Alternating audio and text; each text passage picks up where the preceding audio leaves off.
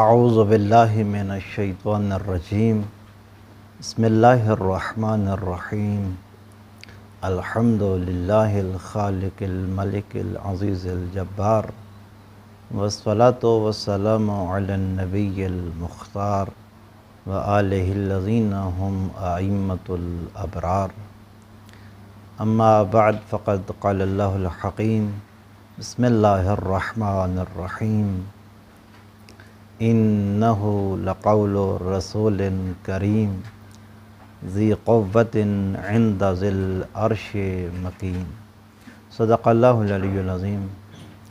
برگاہ حضرت امیر کائنات علی بن ابی طالب علیہ الصلوۃ والسلام سے سورہ تکویر کا ترجمہ اور مختصر تفسیر بیان کرنے کی سعادت عظیمہ حاصل ہو رہی ہے۔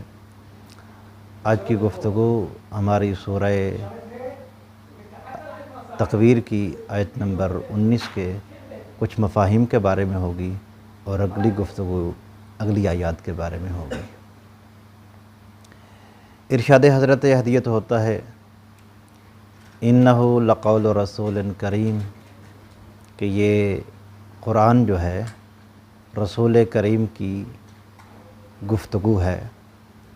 ذی قوۃ عند ذی العرش مکین،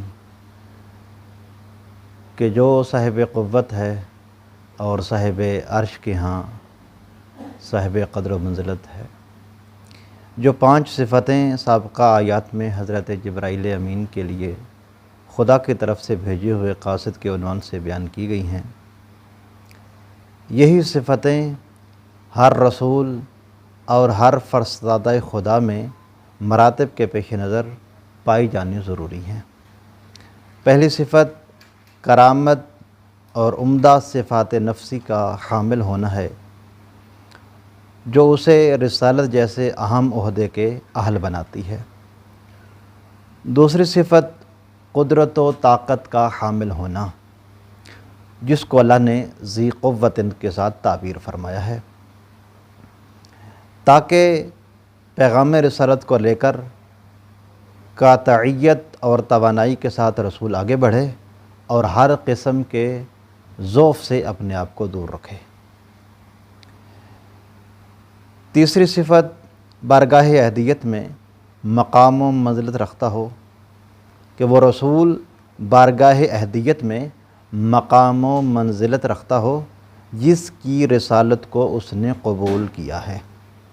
چوتھی صفت یہ ہے کہ اس امر رسالت میں اس رسول کے اطاعت گزار اور معاون و مددگار بھی ہونے چاہیے، جس کو اللہ تعالیٰ کی ذات نے مطاعن کی صفت میں یہ بات ہمیں سمجھائی ہے۔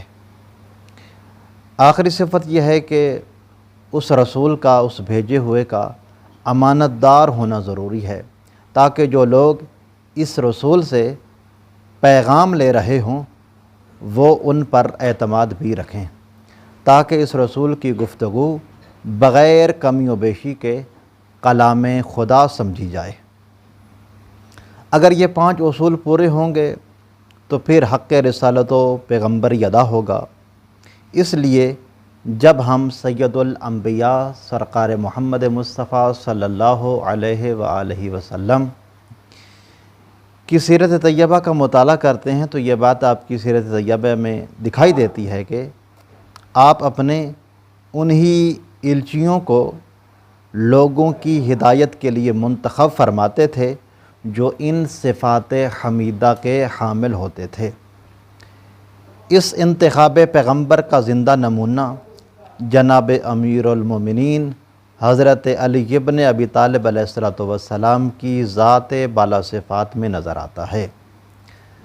جب نبی اعظم نے اپنے خلیفہ بلا فصل کو سورۃ برات کی آیات کی تبلیغ کرنے کے لیے بھیجا تو آپ کا وجود انہی صفات کمال سے آراستہ تھا۔ حضرت علی بن ابی طالب علیہ السلام خود ارشاد فرماتے ہیں، رسولوں کا ترجمان و عقل کا و کتاب کا ابلغ ما ینطق عنک، تمہارا بھیجا ہوا تمہاری عقل کا ترجمان ہوتا ہے، تمہارا بھیجا ہوا تمہاری عقل کا پتہ دیتا ہے، تمہاری یہ کتابت، تمہارا یہ خط تمہاری گفتگو کا بلیغ ترین سخنور ہوتا ہے۔ انہو لقول رسول کریم سے لے کر مطاع ثم امین تک کی آیات مجیدہ کی تفسیر میں حضرت ابن عباس حبر الامہ فرماتے ہیں کہ ان آیات حمیدہ میں رسول اللہ کی صفات حمیدہ بیان کی گئی ہیں، کیونکہ آپ ہی صاحب قدرت و طاقت اور مالک عرش کی بارگاہ میں قدر و منزلت کے مالک تھے۔ دروغہ جنان رضوان اور دروغہ دوزخ مالک دونوں ہی آپ کے مطیع و فرما بردار ہیں۔ ثم امین کی تفسیر میں حضرت ابن عباس فرماتے ہیں کہ نبی کریم کو اللہ نے جتنے بھی اپنی مخلوقات تک پہنچانے کے لیے پیغامات ارسال فرمائے تھے، ہر پیغام کے ارسال و ابلاغ میں امانت داری کا دامن آپ کے دامن امانت سے متمسک رہا ہے۔ یعنی پیغمبر اسلام نے جتنے بھی احکامات الہیہ تھے ان کے پہنچانے میں بڑی ہی امانت داری کا مظاہرہ فرمایا ہے۔ کسی بھی حکم الہی میں پیغمبر اسلام نے اپنے دامن عصمت کو پہنچانے میں دامن امانت کو نہیں چھوڑا ہے۔ ہر کام کو بطور احسن اور ایک مقدس امین بن کر پیغمبر اسلام نے امور الہیہ کو نبھایا ہے۔ اور بغیر بعین ہی اسی طرح نبی اعظم کے بھائی حضرت علی امیر المومنین بھی پیغامات محمدیہ کی تبلیغ میں دامن امانت کو ہاتھ سے نہیں چھوٹنے دیتے تھے۔ یعنی جس طرح پیغمبر اسلام ختمی مرتبت نے اللہ کی امانت اور اللہ کے فرائض کو لوگوں تک پہنچایا ہے، اسی طرح سرکار دو عالم کے بعد سرکار محمد مصطفیٰ صلی اللہ علیہ وآلہ وسلم کے جتنے بھی پیغام محمدیہ تھے سب کو علی ابن ابی طالب نے امین مصطفیٰ بن کر لوگوں تک پہنچایا ہے۔ گزشتہ آیات میں یہ بات واضح ہو گئی کہ قرآن مجید کلام الہی ہے، کلام خدا ہے، اور اس کے معارف سے ہویدہ ہے کہ یہ شیطانی کلام نہیں ہے۔ پھر پروردگار عالم نے مخالفین و مشرقین کو اس کلام الہی کی پیروی نہ کرنے کی وجہ سے انہیں مستحق سرزنش قرار دیا ہے۔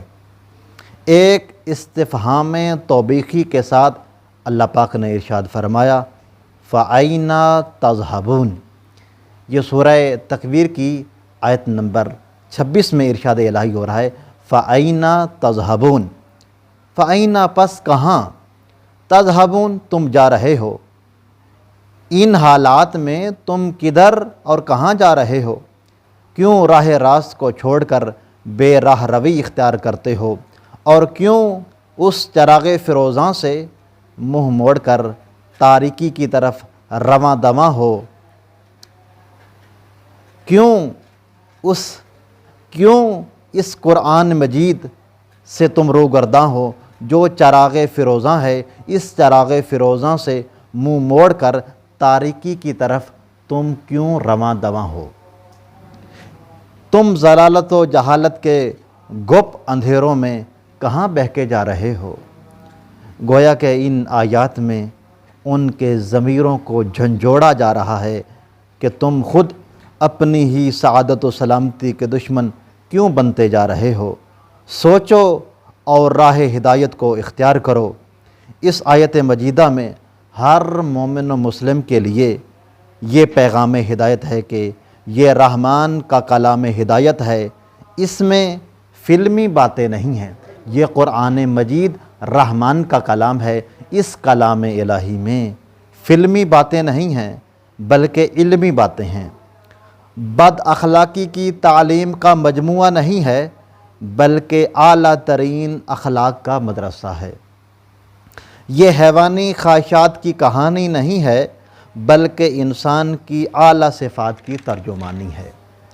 اب ایسی کتاب اور ایسی اعلیٰ تعلیمات کو چھوڑ کر اللہ پاک سوال کر رہا ہے فَأَيْنَ تَذْهَبُونَ، کہاں جہالت کے گٹا ٹوپ اندھیروں میں تم بہکے چلے جا رہے ہو۔ قرآنی علم و عقل کی روشنی سے منہ موڑ کر کن ظلمات اور کس سرکشی اور کس ظلم و عدوان کی وادیوں میں تم اپنا رخ پھیر رہے ہو، کچھ تو ہوش کے ناخن لو۔ اللہ تعالیٰ کی ذات نے انسان کو متوجہ کیا ہے کہ قرآن جیسی عظیم تعلیم کتاب کو تم چھوڑ کر کہاں اور کن جہالتوں کی طرف رخ کر رہے ہو، ذرا سوچو تو صحیح۔ پھر قرآن مجید کی عظمت کو بیان کرتے ہوئے خالق دو جہاں کا آیت نمبر 27 میں ارشاد ہوتا ہے، ان ہوا الا ذکر للعالمین۔ ان ہوا میں کلمہ ان نافیہ ہے جو نہیں کا معنی دیتا ہے، ہوا یہ، الا یہ حرف استثناء ہے جس سے پہلے نفی اور بعد میں اس بات کا معنی آتا ہے۔ الا مگر، ذکرن نصیحت، للعالمین دنیا جہان کے لیے۔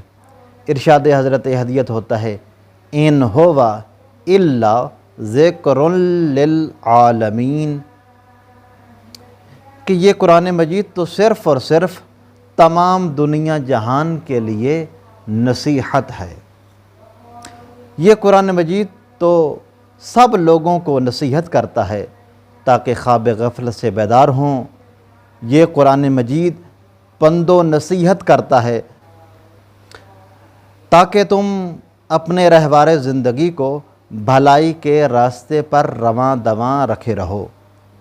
ہدایت و تربیت کے لیے صرف فاعل کی فاعلیت ہی کافی نہیں ہوتی ہے، بلکہ قابل کی قابلیت بھی درکار ہوتی ہے۔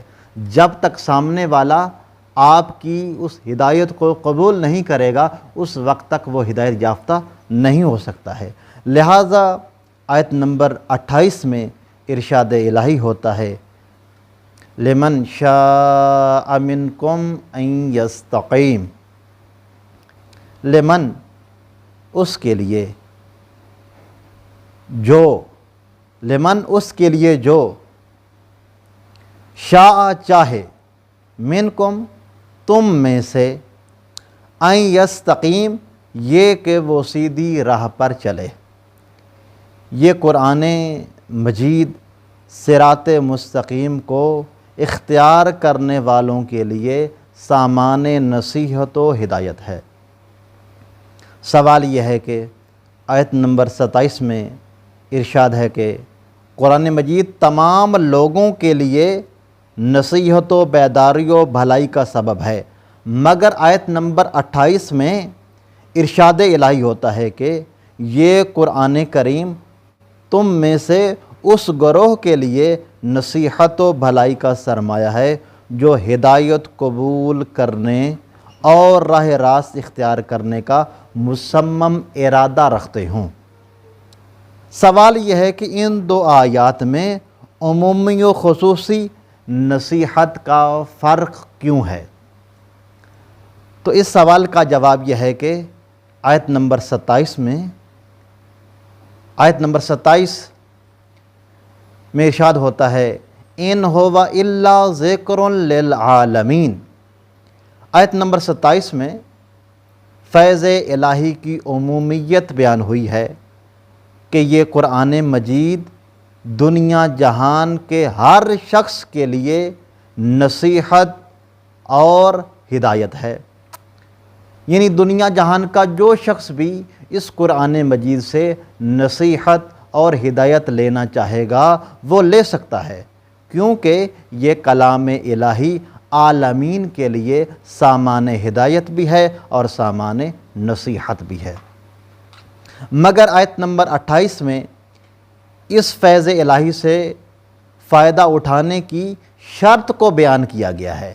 آیت نمبر 27 میں عمومیت کو بیان کیا گیا ہے اور آیت نمبر 28 میں اس فیض الہی سے فائدہ اٹھانے کی شرط کو بیان کیا گیا ہے۔ یعنی قرآن مجید کی تمام تر نعمتیں، نصیحتیں اصل میں فیض عام ہیں، مگر ان سے فائدہ حاصل کرنے کے لیے راہ راست پر چلنے کا پختہ ارادہ ہونا فیض عمومی کی شرط ہے۔ یعنی جب تک آپ مصمم ارادہ نہیں کریں گے اس وقت تک قرآن مجید کی جو عام نصیحت ہے، جو عالمین کے لیے نصیحت ہے، جو فیض عمومی ہے اللہ تعالیٰ کی طرف سے، جب تک آپ ہدایت لینے کا، نصیحت لینے کا مصمم ارادہ نہیں کریں گے اس وقت تک آپ کو قرآن مجید سے وہ نصیحت حاصل نہیں ہوگی۔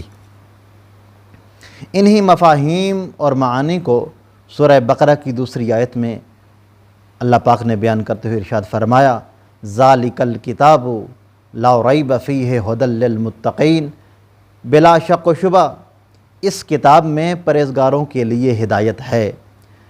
یہ آیت بھی اور انہی آیات میں سے، یہ آیت نمبر 27 اور 28 بھی انہی آیات میں سے ایک آیت ہے جو بتاتی ہیں کہ خدا نے انسان کو آزاد اور خود مختار پیدا کیا ہے اور راہ حق و باطل طے کرنے کا آخری فیصلہ خود انسان نے خود کرنا ہے۔ آیت مجیدہ میں یستقیم کی جو تعبیر آئی ہے وہ بڑی ہی عمدہ تعبیر ہے، بڑی ہی خوبصورت اور دلربا تعبیر ہے کہ انسان کے لیے حقیقی راہ ہدایت و سعادت ہے، باقی سب راستے منحرف کر دینے والے ہیں۔ انسان کی تمام اندرونی و بیرونی توانائیاں اکٹھی ہیں کہ اسے راہ مستقیم پر چلائیں۔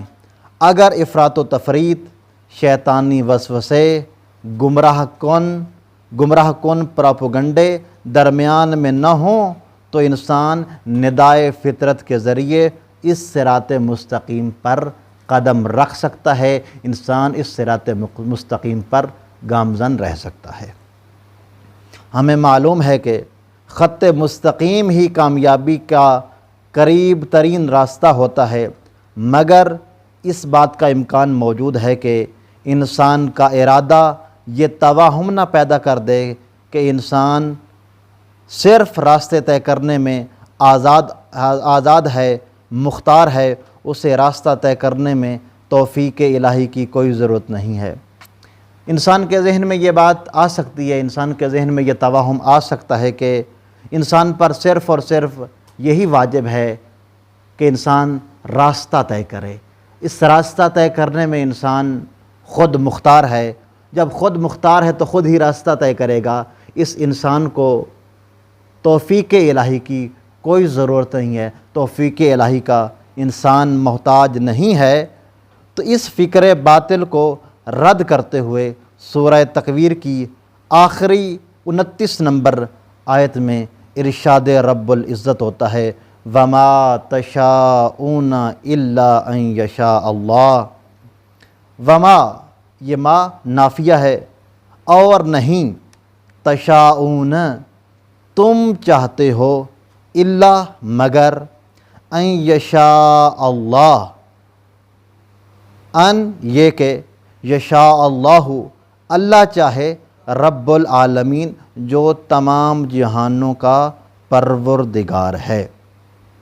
ارشاد حضرت ہدیت ہوتا ہے، وما تشاءون الا ان یشاء اللہ رب العالمین۔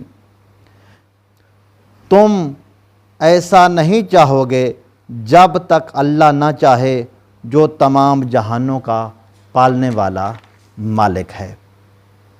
یعنی اے محتاج ہدایت انسانوں، تمہارا ارادہ تمام جہانوں کے پروردگار کے ارادے کے ساتھ جڑا ہوا ہے، تمہارا ارادہ پروردگار کے ارادے کے ساتھ بالکل متصل ہے۔ انشاءاللہ اسی گفتگو کو ہم آگے بڑھائیں گے، تو اگلی تفسیر میں ہم عرض کریں گے، آیات کی تفسیر بھی رہتی ہے، تو انشاءاللہ اگلی گفتگو میں ہم عرض کریں گے کہ ان آیات مجیدہ کی تفسیر باطنی کیا ہے، اور ان آیات مجیدہ میں کافروں کے اور باقی لوگوں کے جو نظریات باطل ہیں ان کو اللہ پاک کی ذات نے کس طرح رد فرمایا ہے۔ وآخر دعوانا ان الحمد للہ رب العالمین۔ اللہم صلی علی محمد وعلی محمد وعجل فرج